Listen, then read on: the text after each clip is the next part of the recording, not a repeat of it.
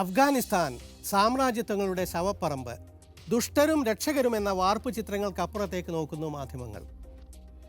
രാജ്യദ്രോഹ കേസ് ഡെസ്കിൽ നിർമ്മിച്ചത്. സ്വാഗതം, ഇത് മീഡിയ സ്കാൻ. തീർച്ചയില്ലായ്മകളുടെ ലോകത്തേക്ക് മറ്റൊരു വലിയ അനിശ്ചിതത്വമായി വരുന്നു അഫ്ഗാനിസ്ഥാൻ. അമേരിക്ക അധിനിവേശം ഒഴിഞ്ഞു, താലിബാൻ ഭരണം പിടിച്ചു. ഇത് അമേരിക്കക്കേറ്റ തിരിച്ചടി. രക്ഷകരെന്ന് പറഞ്ഞ് രാജ്യത്തെ പിടിയിലൊതുക്കിയ സാമ്രാജ്യത്വം സ്വന്തം ശവക്കുഴിയിൽ അമർന്നപ്പോൾ പകരമെത്തിയത് താലിബാൻ. ആരെ തോൽപ്പിക്കാൻ യുദ്ധം തുടങ്ങിയോ അതേ തീവ്രവാദി സംഘം. പെട്ടെന്നുണ്ടായ ഈ മാറ്റത്തിൻ്റെ വാർത്താരൂപകമായി ഒരു ചിത്രമുണ്ട് റിപ്പോർട്ടുകളിൽ. വിമാനത്തിൽ രക്ഷപ്പെടാനായി തിക്കിത്തിരക്കുന്ന ജനങ്ങൾ, ജീവനും കൊണ്ടുള്ള ഓട്ടം, ഇടയ്ക്ക് വെടിയൊച്ച, അമേരിക്കക്കാരെ കയറ്റി പറക്കാൻ നോക്കുന്ന വിമാനത്തെ തടയാൻ ശ്രമിക്കുന്നവർ. സാമ്രാജ്യത്വങ്ങളുടെ ശവപ്പറമ്പാണ് ഇവിടം എന്ന് പത്രങ്ങൾ ഓർമ്മിപ്പിച്ചു. താലിബാനെക്കുറിച്ചുള്ള ഭീതി പ്രകടമാണ്, പ്രത്യേകിച്ച് സ്ത്രീകളിൽ. മുൻപ് അവർ ഭരിച്ചിരുന്ന കാലത്തെ അനുഭവങ്ങൾ ഭീതി വർദ്ധിപ്പിച്ചിട്ടുണ്ട്. I can't believe the world abandoned Afghanistan. Our friends are going to get killed. They're going to kill us. Our women are not going to have any more rights. And that's all.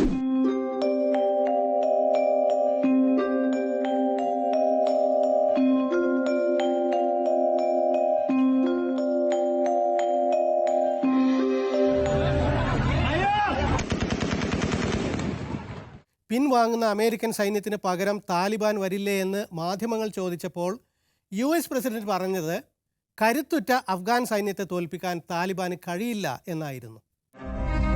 Is the Taliban takeover of Afghanistan now inevitable? No, it is not.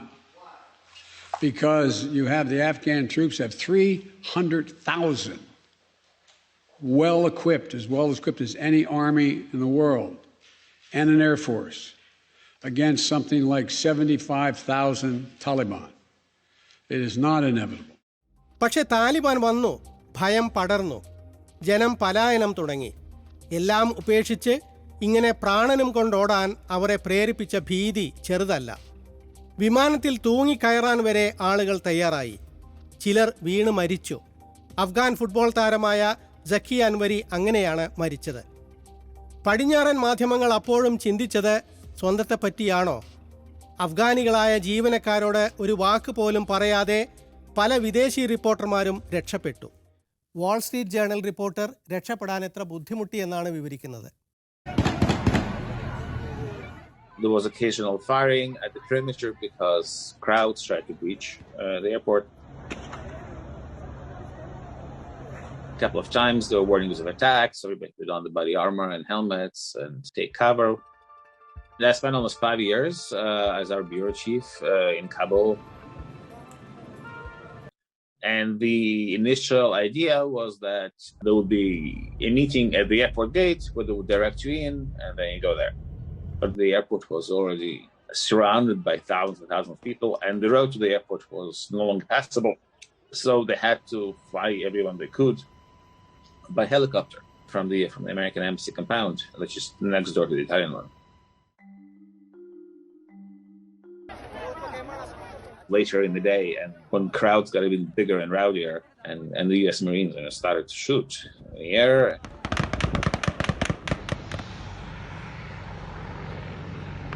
രക്ഷകരായി വന്ന് 20 വർഷം ഒരു ജനസമൂഹത്തെ ഉപയോഗപ്പെടുത്തിയിട്ട് America നൽകിയ വിടവാങ്ങൽ സമ്മാനമാണ് ഈ പലായനം. ദൈന്യതയുടെ വാർത്തകൾ. ലോകത്തെ നോക്കുകുത്തിയാക്കി അധിനിവേശം നടത്തിയ സാമ്രാജ്യത്വം ഒരു അഭയാർത്ഥി പ്രശ്നം കൂടി സമ്മാനിച്ച് മടങ്ങുന്നു. മാധ്യമ ക്യാമറകൾക്ക് മുന്നിൽ പിറവിയെടുക്കുന്നു പുതുപുത്തൻ അഭയാർത്ഥി പ്രശ്നം. പക്ഷേ ആ രക്ഷകരുടെ പങ്കിലേക്കല്ല എല്ലാവരും വിരൽ ചൂണ്ടുന്നത്, താലിബാൻ എന്ന ആശങ്കയ്ക്ക് നേരെയാണ്. Al Jazeera, France 24, Russia today, BBC, Sky News എല്ലാവരും വിശദമായി പകർത്തി ആ പരിഭ്രാന്തി.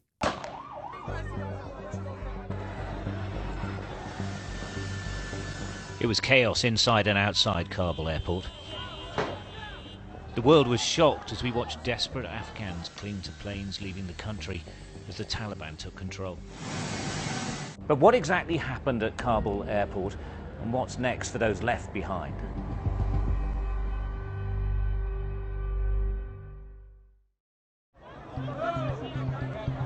Monday the 16th of August, crowds started to gather at Kabul airport.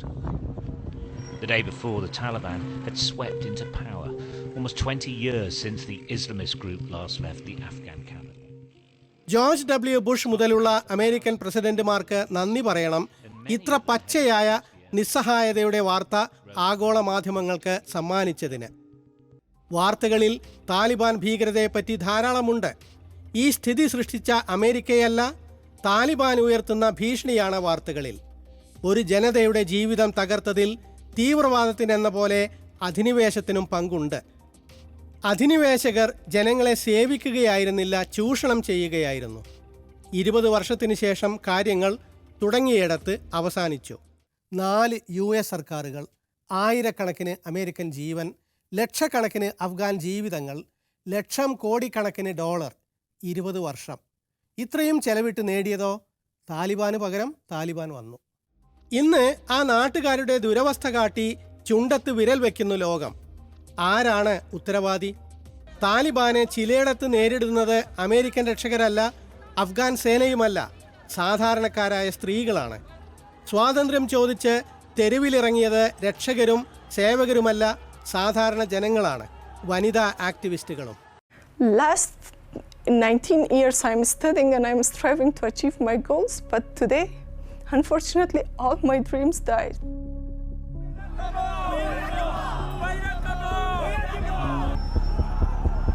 Lots of women wanted to raise their voice, but still they have fear. They couldn't come out of the home. I am raising the voice of million women. A woman can be brave the same like a man.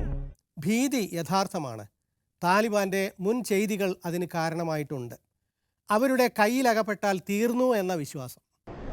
അപ്പോൾ എങ്ങനെയാണ് കൊല്ലുക എന്നുള്ളത് മാത്രമായിരുന്നു നമുക്കറിയാൻ വേണ്ടിയുള്ളൂ. പക്ഷെ അതിലെന്തോ ഭാഗ്യം, എനിക്കിന്നും അത് എൻ്റെ കൺമുന്നിലുണ്ട് ആ ഒരു സിറ്റുവേഷൻ. നമ്മളെ കൊണ്ടിട്ട് ഇരുത്തിയിട്ട് ഞാൻ ആ സാറിനോട് പറയുന്നുണ്ട്, താലിബാനിലെ ഒരു പുള്ളിയോട് ഞാൻ പേഴ്സണലി പറയുന്നുണ്ട്, എനിക്ക് ആരും ഇല്ല. എത്തിയല്ലോ നമ്മള്. എത്ര വർഷം മുമ്പ് ഇതിൽ അവിടേക്ക് എത്തിയത്? ഞാൻ 9 വർഷമായി അവിടെ. എന്തായിരുന്നു ചെയ്തുകൊണ്ടിരുന്നത്? ഞാനൊരു US കമ്പനിക്ക് സപ്പോർട്ടിങ് ആയിരുന്നു, ഫുഡ് ആൻഡ് ക്വാളിറ്റി ഡ്രൈവർ. ഇതിൽ അവിടെ ഒരുപാട് മലയാളികൾ ഇതുപോലെ കുടുങ്ങി കിടക്കുന്നുണ്ടോ? നമ്മുടെ അഭിപ്രായത്തിൽ എല്ലാവരും സേഫായിട്ട് കൊണ്ട് എത്തിയിട്ടുണ്ട്. ഇന്നലെ തന്നെ 2 ഫ്ലൈറ്റ് ഇന്ത്യ സർക്കാർ ചെയ്തിട്ടുണ്ട്. അപ്പോൾ എല്ലാവരും സേഫായിട്ട് എത്തിയിട്ടുണ്ട് എന്നാണ് അറിഞ്ഞത്. നമുക്കൊരു ഗ്രൂപ്പ് ഉണ്ട്, ആ ഗ്രൂപ്പിൽ എല്ലാവരും താങ്ക്സ് ടു ഇന്ത്യ ഗവൺമെന്റ് എന്ന് പറയുമ്പോൾ നമുക്ക് അത് കിട്ടുന്നൊരു സന്തോഷം നമുക്ക് വേറെ തന്നെയാണ്. റോബോട്ടിക്സ് വിദഗ്ധരായ അഫ്ഗാൻ പെൺകുട്ടികളുടെ ഈ സംഘവും പേടി കാരണം നാട് വിട്ടതാണ്. When we came from Afghanistan, it was a miserable circumstance for us, and we left our family. I'm so sorry. No, take your time. And it was so hard for us because our family there, and our country destroyed. ആരാണ് ആ നാടിനെ നശിപ്പിച്ചത്? ചില മാധ്യമങ്ങൾ പോലും ആത്യന്തിക നിലപാടാണ് എടുത്തു കാണുന്നത്. അഫ്ഗാനികൾ, താലിബാൻ, അമേരിക്കക്കാർ, ഒന്നുകിൽ തീരെ മോശം അല്ലെങ്കിൽ വളരെ നല്ലത്. കറുപ്പും വെളുപ്പും മാത്രം കാണുന്ന ശീലം നേര് കണ്ടെത്താൻ സഹായിക്കുമോ? താലിബാൻ കൊല്ലും, അവകാശങ്ങൾ കവരും എന്ന്, അവർ സ്ത്രീകളെ ഭേദ്യം ചെയ്യുന്നവരാണ് എന്ന്, ഒരു സ്വാതന്ത്ര്യവും അനുവദിക്കാത്തവരാണ് എന്ന്, ചർച്ചയ്ക്ക് കൊള്ളാത്തവരാണ് എന്ന്. ഇതെല്ലാം വെറുതെ പറയുന്നതല്ല, പഴയ അനുഭവമാണ് എന്ന്. മറുവശത്ത് റിപ്പബ്ലിക് TV വരെ താലിബാന് പിന്തുണ പ്രഖ്യാപിക്കുന്ന ഹാഷ്ടാഗ് ഇറക്കുന്നു. റിപ്പബ്ലിക് അഫ്ഗാനികൾക്കൊപ്പം എന്നത് മാറ്റി താലിബാനൊപ്പം എന്നാക്കുന്നു. പിന്നീട് വിമർശനമുയർന്നപ്പോൾ പിൻവലിക്കുന്നു. അതേസമയം താലിബാന്റെ ക്രൂരതകളെപ്പറ്റി വ്യാജ വാർത്തകൾ ധാരാളം ഇറങ്ങുന്നു. ഐസിസിന്റെ ചെയ്തി താലിബാന്റെ കണക്കിൽ ചേർത്ത ഇതടക്കം അനേകം വ്യാജങ്ങൾ അതിവേഗം പരക്കുന്നത് ഓൾട്ട് ന്യൂസും ബൂം ലൈവും പോലുള്ള ഫാക്ട് ചെക്കിംഗ് സ്ഥാപനങ്ങൾ പുറത്തു കൊണ്ടുവന്നുകൊണ്ടിരിക്കുന്നു. വ്യാജങ്ങൾക്കും ഭീതികൾക്കും അന്ധമായ പിന്തുണക്കും അപ്പുറം താലിബാന്റെ യാഥാർത്ഥ്യം എന്താണ്? അത് കണ്ടെത്താനും വിവിധ മാധ്യമങ്ങളും മാധ്യമപ്രവർത്തകരും ശ്രമിക്കുന്നുണ്ട്. അൽ ജസീറ ഏതാനും വനിതകളുടെ അഭിപ്രായം തേടി. താലിബാൻ ഇത്തവണ ജനഹിതം നോക്കിയില്ലെങ്കിൽ ചെറുത്തു നിൽക്കും എന്ന് അവർ പറയുന്നു. മുൻപുണ്ടായിരുന്ന കാർക്കശ്യം ഇനി ഉണ്ടാകില്ല എന്ന് താലിബാൻ പറയുന്നു. ഈ വാക്ക് അവർ പാലിക്കുമോ? احساس را داریم که یک پرنده که آشیانه میسازه یک عمر کار میکنه، فعالیت میکنه و اما با آشیانه خود آذوقه برابر میکنه و به بسیار بیچارگی سعی میکنه که آشیانش خراب میشه و دیگه هیچ چیز وجود نداره. خیلی احساس بد دارم و این حس هر زن افغان داره. ഇക്കുറി വനിതകൾക്ക് ഭരണപ്രാതിനിധ്യം നൽകും, പ്രതിയോഗികൾക്ക് പൊതുമാപ്പ് നൽകും എന്നെല്ലാം താലിബാൻ പറയുന്നു. ഇത് വിശ്വസിക്കാമോ എന്ന് ന്യൂസ് ലോണ്ടറിയിലെ നിധി സുരേഷ് അഫ്ഗാൻ വനിതാ MP ഫർസാന കൊച്ചായിയോട് ചോദിച്ചു. And in fact, the Taliban have come back this time saying that they're different. They're going to provide amnesty to people, that they will not be too much fighting, that they will provide security to women. Do you believe them? Do you believe them, or is this something they're saying to get more acceptance in the world? What is the reality on ground? You know, the reality on the ground yet is not clear because the Taliban are not completely in charge of things politically, socially, and technically. They are just in charge in security-wise. So we don't know yet. We don't have the clear image that how they will form the government, where exactly the woman would be in the Taliban's government, in the Taliban's regime, which is going to be formed. സമാധാനം പുലർന്നു എന്ന് Taliban അവകാശപ്പെടുന്നതായി Reuters. മാത്രമല്ല താലിബാൻകാർ തന്നെ ജനങ്ങളിൽ നിന്ന് അഭിപ്രായമെടുത്ത് ക്യാമറയിലാക്കി പുറത്തുവിടുന്നുമുണ്ട്. Calm, they say, and they're projecting a message of restraint. The Taliban leader told Reuters that his fighters are under strict orders not to do anything to scare civilians. The group has said all women will need to wear a hijab, the partial head covering, but they'll be allowed to work and seek an education. The Taliban released this video, they say, is of interviews with Kabul residents. This man is saying everything is good. Still, താലിബാന് മാറ്റം വന്നുവോ എന്ന ചോദ്യത്തിന് ഉത്തരം എളുപ്പമല്ല. തീവ്രവാദം അവർ ഉപേക്ഷിക്കില്ല എന്ന് പലരും കരുതുന്നു. അനുഭവമാണ് മറിച്ച് തെളിയിക്കേണ്ടത്. ഏതായാലും ഒരു വ്യത്യാസം താലിബാനുണ്ട്. മുൻപില്ലാതിരുന്ന പബ്ലിക് റിലേഷൻസ് പ്രവർത്തനത്തിൽ അവർ ഇപ്പോൾ ശ്രദ്ധിക്കുന്നു എന്നതാണത്. അവർ മാധ്യമങ്ങളോട് സംസാരിക്കുന്നു, സമവായത്തെപ്പറ്റി പറയുന്നു. താലിബാനിൽ മാറ്റം വന്നിരിക്കാമെന്ന് ബ്രിട്ടീഷ് സൈനിക മേധാവിയും അവരോട് ചർച്ച നടത്തണമെന്ന് യൂറോപ്യൻ യൂണിയൻ പ്രതിനിധിയും പറയുന്ന അവസ്ഥ വന്നിരിക്കുന്നു. രാജ്യത്തിൻ്റെ സമ്പദ്ഘടന നടത്തിക്കൊണ്ടു പോകാൻ ഇതാണ് വഴി എന്ന് അവർ തിരിച്ചറിഞ്ഞിരിക്കാമെന്ന് നിരീക്ഷകർ പറയുന്നു. BBC-യോട് താലിബാൻ വക്താവ് പറയുന്നു, ഞങ്ങളിൽ ചിലരുടെ അത്യാചാരങ്ങൾ ശ്രദ്ധയിൽപ്പെട്ടിട്ടുണ്ട്, അവർക്കെതിരെ നടപടി ഉണ്ടാകുമെന്ന്. Our policy is clear. If there is any incident, it is brought to attention of authorities. It is fully investigated, and any culprit who is behind such incident is prosecuted and brought to justice and punished. So our policy in this case very clear. പുതിയ താലിബാൻ എന്ന ഇന്ന് വളർത്തപ്പെടുന്ന പ്രതിച്ഛായക്ക് ചേരാത്ത അത്യാചാരങ്ങളെ പറ്റിയാണ് വക്താവ് സംസാരിക്കുന്നത്. മയം വന്ന താലിബാൻ എന്ന ഇമേജ് വന്നുകൊണ്ടിരിക്കെയാണ് അവരിൽ നിന്ന് തന്നെ പഴയ രീതിയുടെ വാർത്തകൾ പുറത്തു വന്നത്. സ്ത്രീകൾക്ക് പദവി നൽകും എന്നാണ് താലിബാൻ മാധ്യമങ്ങളോട് പറഞ്ഞത്. The issue of women is a very important issue. The Islamic Emirate believes that we have rights for women in Islam. All our sisters, all our women are secure. Our God, our Quran says that woman is a very important part of our society.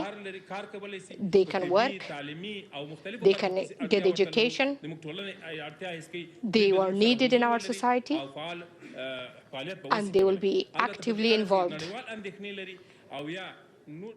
എന്നാൽ താലിബാന്റെ വരവിൽ തികഞ്ഞ പരിഭ്രാന്തിയുണ്ട് സ്ത്രീകൾക്ക്. പ്രക്ഷോഭകർക്ക് നേരെ വെടിവെച്ച സംഭവവും ഉണ്ടായി.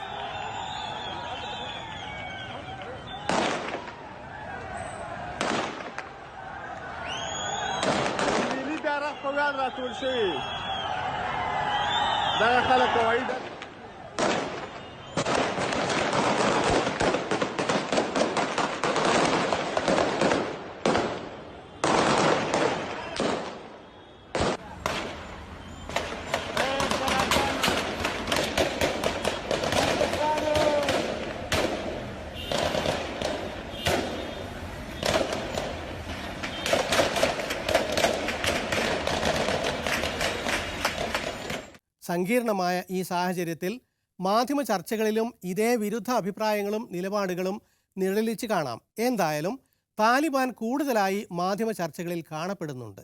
Because we have announced general amnesty for everyone, the security forces from senior to the junior level. And this fear or this hysteria that has taken place is unfounded. The developments were so fast that all people were taken by surprise. അൽ ജസീറയോടും ചൈനയുടെ CGTN-നോടും പ്രായോഗിക രാഷ്ട്രീയത്തെപ്പറ്റി സംസാരിക്കുന്നു Taliban. There is no resistance in those areas. Of course, that's true. But to them, we have sent a group of religious scholars. We want to resolve the issue through talks in peaceful means. And that would be our... Taliban വക്താവ് സുഹൈൽ ഷഹീൻ അനേകം മാധ്യമങ്ങളിൽ ഇതിനകം പ്രത്യക്ഷപ്പെട്ടു. മുൻപത്തേതിൽ നിന്ന് വ്യത്യസ്തമായി മാധ്യമങ്ങൾ അവരെ വിളിക്കുകയും അവർ പങ്കെടുക്കുകയും ചെയ്യുന്നു. ഷഹീൻ BBC-യിലേക്ക് വിളിച്ചത് തന്നെ വലിയ വാർത്തയായല്ലോ. Mr. Shaheen, there is a lot of chaos and confusion in Kabul at the moment. Can you just help us understand what the Taliban plan to do at present and next?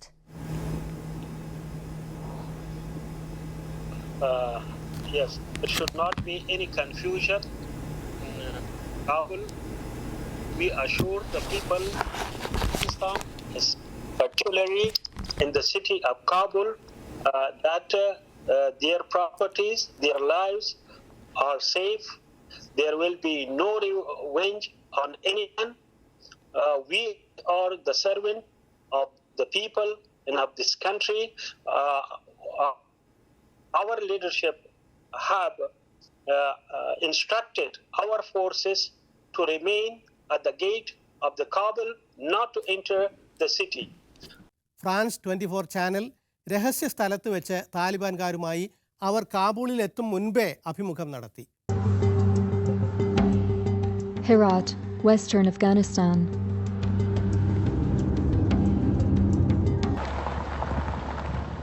Very conservative. Or better you have work out.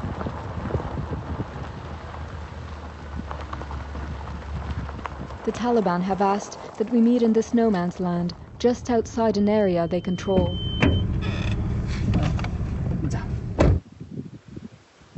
For the occasion, they've planted the movement's white banner. Yeah, that one I spoke with. Commander is waiting for us there. The interview will need to be short. These aren't good conditions for an interview. Usually we stay in the mountains. We came down specifically for you, but normally we don't sit like this in the open. അഫ്ഗാനിസ്ഥാനിൽ അനേകം വനിതാ റിപ്പോർട്ടർമാരുണ്ട്. സ്ത്രീ എന്ന നിലക്കും മാധ്യമപ്രവർത്തകരെന്ന നിലക്കും വളരെ പ്രയാസപ്പെടുന്നവർ. അഫ്ഗാൻ ചാനലായ തുലു ന്യൂസിലെ ബെഹഷ്ത അർഗന്ദ് താലിബാൻ വക്താവുമായി നടത്തിയ അഭിമുഖം തന്നെ വാർത്തയായി. അതിനെപ്പറ്റി ദ ഗാർഡിയനിൽ വന്ന റിപ്പോർട്ടാണ് ഇത്. BBC അത് വാർത്തയാക്കുക മാത്രമല്ല, ആ അഭിമുഖകാരിയുമായി അഭിമുഖവും നടത്തി. What assurances have you been given that you will be allowed to keep your job? Nothing, but what can we do in this situation? But I just want to work because of our countrywomen. If I stayed in home, you don't do anything and independent. So I think now they don't have any reaction. മറ്റൊരു വനിതാ ജേർണലിസ്റ്റാണ് അനീസ ഷഹീദ്, പുരസ്കാരം നേടിയ reporter. Tulu ന്യൂസിലാണ് അവരും. താലിബാൻ ഭരണത്തെക്കുറിച്ചുള്ള ആശങ്കകൾ അവർ BBC-യുമായി പങ്കുവച്ചു. نگفته‌ای که در افغانستان است این قصه ها را ما باید بگوییم.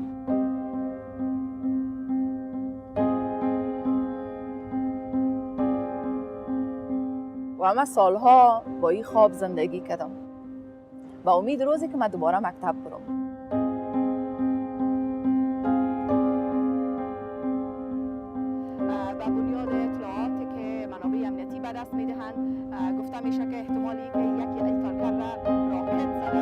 CNN-ന്റെ Clarice അവാർഡാണ് ശ്രദ്ധ നേടിയ മറ്റൊരു വനിതാ റിപ്പോർട്ടർ. ഇത് കണ്ട അമേരിക്കൻ സെനറ്റർ ടെഡ് ക്രൂസ് ഇവർ ബുർഖയിട്ട് താലിബാനെ വാഴ്ത്തുകയാണെന്ന് ആരോപിച്ച് ട്വീറ്റ് ചെയ്തു. ഇതിന് CNN കൊടുത്ത മറുപടി കുറിക്ക് കൊണ്ടു. നാട് ദുരിതത്തിലായപ്പോൾ വിദേശ ടൂർ നടത്തിയ സെനറ്ററെ പോലെയല്ല ജീവൻ പണയം വെച്ച് റിപ്പോർട്ട് ചെയ്യുന്ന ക്ലാരിസ എന്ന്. സ്വന്തം സംസ്ഥാനം കൊടും തണുപ്പിൽ വലഞ്ഞപ്പോൾ നാട് വിട്ട ടെഡ് ക്രൂസിന് ഉത്തരം മുട്ടി. എന്തായാലും ഒരു ചോദ്യം അത് ഉയർത്തി. ഇന്ന് സ്വതന്ത്ര മാധ്യമ പ്രവർത്തനത്തിന് ഭീഷണി താലിബാനോ അതോ വലത് മാധ്യമങ്ങളോ? മാധ്യമങ്ങളെ ഉപയോഗിക്കാൻ താലിബാൻ പഠിച്ചിരിക്കുന്നു, ഇടയ്ക്കൊക്കെ പതറുന്നുണ്ടെങ്കിലും. കാബൂൾ പറയുന്നത് എന്താണ്? ഈ ദുരന്തം ആരുണ്ടാക്കിയതാണ്? അമേരിക്കയോ അതോ മാറിയെന്നും മാറിയില്ലെന്നുമൊക്കെ പറഞ്ഞു കേൾക്കുന്ന താലിബാനോ? 2 പതിറ്റാണ്ട് പഴക്കമുണ്ട് ഈ ദുരന്തത്തിന്. പക്ഷേ അതിനെ വിലയിരുത്താൻ 2 മണിക്കൂർ പോലും മാധ്യമങ്ങൾ ചെലവിടുന്നില്ലെന്ന് വാഷിംഗ്ടൺ പോസ്റ്റ്. ശരിയാണ്, നമ്മൾ പറഞ്ഞല്ലോ, തീർച്ചയില്ലായ്മകളുടെ ലോകത്തെ പുതിയ അനിശ്ചിതത്വമാണ് അഫ്ഗാനിസ്ഥാൻ.